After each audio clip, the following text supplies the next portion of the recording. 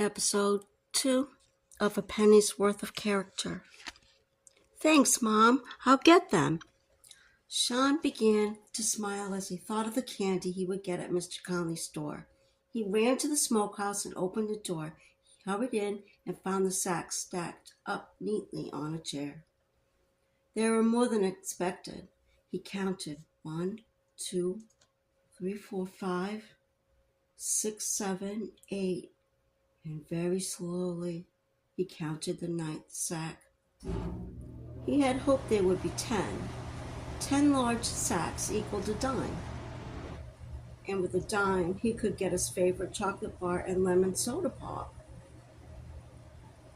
Sean stood there thinking, Then he went over and looked at the 10th sack with a hole in it.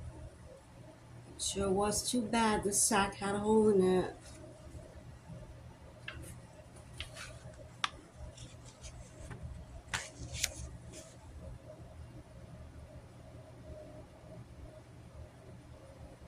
He tiptoed to the smokehouse door and looked out to see where his mother was.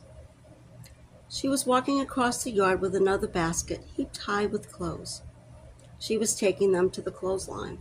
The clothesline was on the other side of the yard from the smokehouse. He waited until she set the basket down and started pinning up the clothes.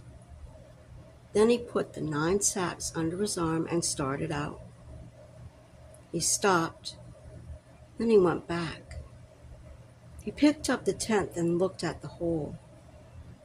Not really much of a hole, he said to himself. A pretty useful old sack if you didn't put stuff like sugar or meal into it.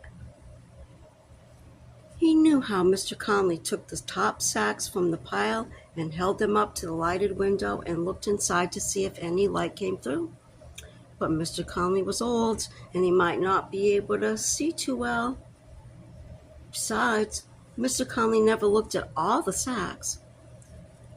He might look at some on the top, some on the bottom, but he wouldn't hold every one in the pile up to the light. Suddenly, Sean knew the way to fool Mr. Conley. Put a good sack down. This was number 10. Then he laid down number 9 and 8. These were good sacks, too. Then he put the sack with a hole in it down for number 7. He placed 6 good sacks on top. Find out next time what happens.